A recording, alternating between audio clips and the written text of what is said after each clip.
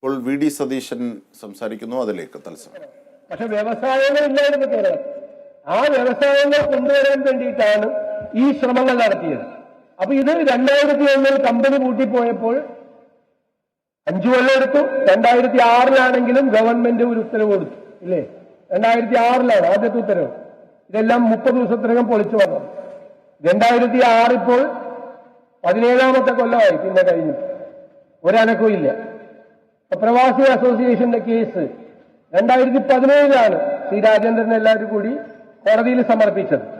2017 ഹൈക്കോടതിയിൽ കൊടുത്ത കേസിന്റെ കൗണ്ടർ അഫിഡവിറ്റ്, എന്റെ മറുപടി സർക്കാർ കൊടുത്തിരിക്കുന്നത് 2021 4 കൊല്ലം കഴിഞ്ഞാണ് കൊടുത്തിരിക്കുന്നത്. അപ്പോ ഞാൻ ഏതെങ്കിലും ഒരു സർക്കാരിനെ കുറ്റപ്പെടുത്തുന്നില്ല, അത് ശരിയല്ല. മാറി മാറി വന്ന സർക്കാരുകൾ ഇക്കാര്യത്തിൽ ഒരു താല്പര്യം കാണിച്ചിട്ടില്ല എന്നാണ് യാഥാർത്ഥ്യം. നമ്മളെല്ലാത്തിലും രാഷ്ട്രീയം വളർത്തുന്ന ശരിയാണ്.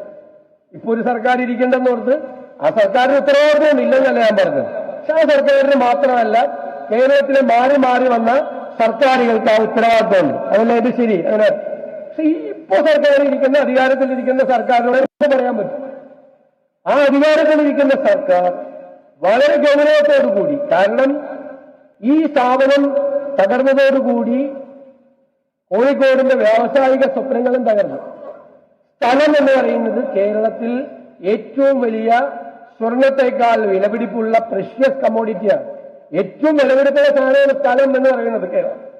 അപ്പൊ നമ്മൾ തമിഴ്നാട്ടിലോ കർണാടകയിലോ മഹാരാഷ്ട്രയിലോ മറ്റ് സംസ്ഥാനങ്ങളിലൊക്കെ പോയാൽ വ്യവസായം തുടങ്ങാൻ സർക്കാർ തന്നെ ക്ഷണിച്ചു കൊണ്ടുപോയി ഇഷ്ടംപോലെ സ്ഥലം തരും. കാരണം എന്താ? ഇഷ്ടംപോലെ സ്ഥലമുണ്ട്. നമുക്ക് സ്ഥലമുണ്ടോ? നമ്മുടെ ജനസാന്ദ്രത ഇന്ത്യയിലെ ഏറ്റവും കൂടിയ ജനസാന്ദ്രതയാണ്. അവിടെ ആണെങ്കിൽ കുറേ സ്ഥലം നമ്മൾ കുറേ യാത്ര ചെയ്യുമ്പോഴാണ് ഒരു ഗ്രാമം കാണുന്നത്. പിന്നെ 10, 15, 20 കിലോമീറ്റർ യാത്ര ചെയ്യുമ്പോഴാണ് പല സ്ഥലത്തും വേറൊരു ഗ്രാമം കാണുന്നത്. ഗ്രാമം എന്ന് പറഞ്ഞാൽ ഇവിടുത്തെ പോലെ അല്ല, 10, 50, 100 വീട് ഒരുമിച്ച് താമസിക്കുന്ന സ്ഥലമാണ്. കേരളം അങ്ങനെയാണല്ലോ. കേരളം അങ്ങനെ പറഞ്ഞാൽ ഈ കേരളം മുഴുവൻ ഒരു നഗരമാണ്. കാസർഗോഡ് തൊട്ട് തിരുവനന്തപുരം വരെ യാത്ര ചെയ്താൽ നമ്മൾ വടക്കേ മലബാറിലെ പോലെ സ്ഥലമില്ല. അപ്പൊ വ്യവസായം